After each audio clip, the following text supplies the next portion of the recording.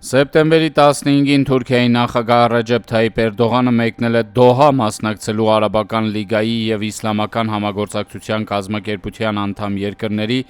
արտահերթ գագաթնաժողովին, որ գումարվում է Կատարի նախաձեռնությամբ, Իսրայելի կողմից այդ երկրի մայրաքաղաքում Համասի նստավայրի դեմ օդային հարձակումից հետո։ Նույն օրը Թուրքիայի զինված ուժերի գլխավոր շտաբի պետ Սելջուկ Բայրակթարը գործուղվել է Բաքու։ Ադրբեջանական լրատվամիջոցները հայտնում են, որ նա հարգանքի տուրք է մատուցել թուրք ազատարար զինվորների հուշարձանին։ Սեպտեմբերի 15-ը Օսմանյան գեներալ Նուրի Փաշայի հրամանատարությամբ թուրքական էքսպեդիցիոն կորպուսի կողմից Բաքվի օկուպացման և հայ բնակչության ջարդերի օրն է։ Աչքի է զարնում, որ Թուրքիայի զինված ուժերի գլխավոր շտաբի պետին ուխտագնացության արարողությանը ուղեկցել է միայն Ադրբեջանի պաշտպանության նախարարի առաջին տեղակալ Քերիմ Վելիևը, կառավարության Միլի Մեջլիսի նախագահի աշխատակազմի ոչ մի պաշտոնյա ներկա չի գտնվել։ Ամենայն հավանականությամբ, ի պատասխան նման սառը ընդունելության, թուրք զինվորականը չի այցելել շեհիդների ծառուղի։ Օրվա վերջին Ադրբեջանի նախագահի պաշտոնական կայքը մեկ նախադասությամբ տեղեկացրել է, որ Իլհամ Ալիևը Շուշիում ընդունել է Թուրքիայի զինված ուժերի գլխավոր շտաբի պետ Սելջուկ Բայրակթարին։ Ըստ երևույթին, Ալիևը սեպտեմբերի 14-ին Բաքվից ուղևորվել է օկուպացված Արցախ, որպեսզի խուսափի Դոհա մեկնելուց։ Կատարի մայրաքաղաքում նախատեսվում է ընդունել Իսրայելին դատապարտող քաղաքական հայտարարություն։ Ավելին, Կատար ուղևորվելուց առաջ Իրանի նախագահ Փեզեշքյանը հայտարարել է, որ բոլոր իսլամական պետությունները պետք է Իսրայելի հետ կապերը խզեն։ Ինչ կարևորագույն ուղերձ է Ալիևին հղել Էրդողանը, որ Թուրքիայի զինված ուժերի գլխավոր շտաբի պետը հարկադրված է եղել նրան գտնել Շուշիում։ Սեպտեմբերի 15-ին Դոհայի արաբա-իսլամական գագաթնաժողովին մասնակցել է նաև Պակիստանի վարչապետ Շարիֆը։ Թուրքի պարբերականը ներկայացրել է նրա ելույթի հիմնական թեզերը, որ ընդհանուր գծերով հանգում են հետևյալին. Միայն քաղաքական հայտարարություններով Իսրայելին կանգնեցնել հնարավոր չէ, ժամանակն է, որ իսլամական աշխարհը խոսքից անցնի գործի։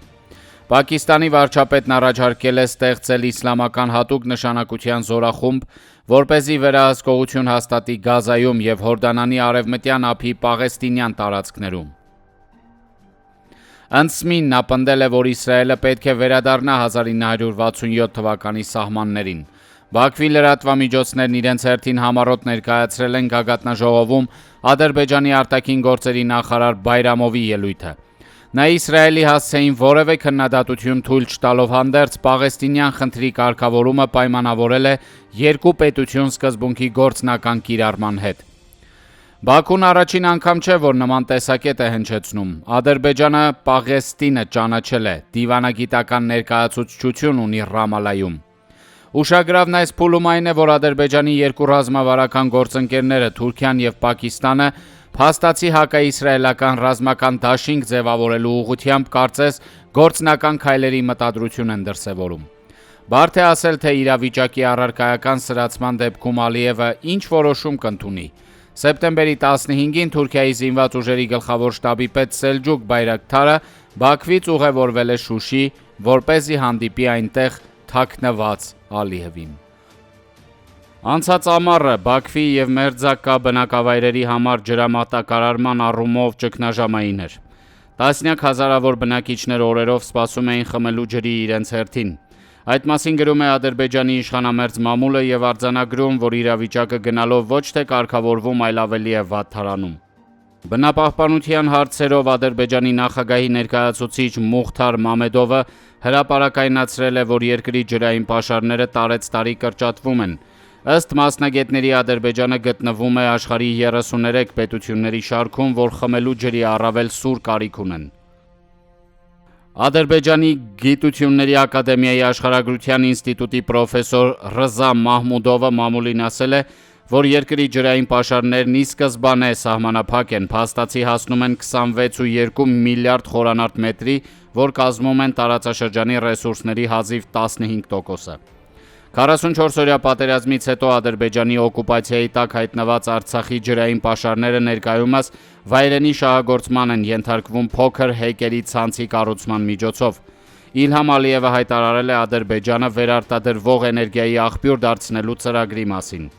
Ակնարկելով, որ Ադրբեջանը տիրապետում է տարածաշրջանի ջրային ռեսուրսների ընդամենը 15%-ին, պաշտոնական Բաքուն հարևան երկրներին Վրաստանին եւ Հայաստանին ակնհայտ ազդակ է հղում։ Վրաստանի հետ Կուր գետի պաշարների համատեղ կառավարման հարցում համաձայնություն այդպես էլ ձեռք չի բերվել, չնայած հարցի կարգավորմանը ներգրավվել է նաեւ Թուրքիան։ Հարավային Կովկասի ընդհանուր ջրային պաշարների որ մասն է կառավարվում Հայաստանի կողմից։ Հայ-ադրբեջանական սկզբունքային կարգավորման դեպքում այդ հարցը կարող է երկկողմ կամ բազմակողմ քննարկման առարկա լինել։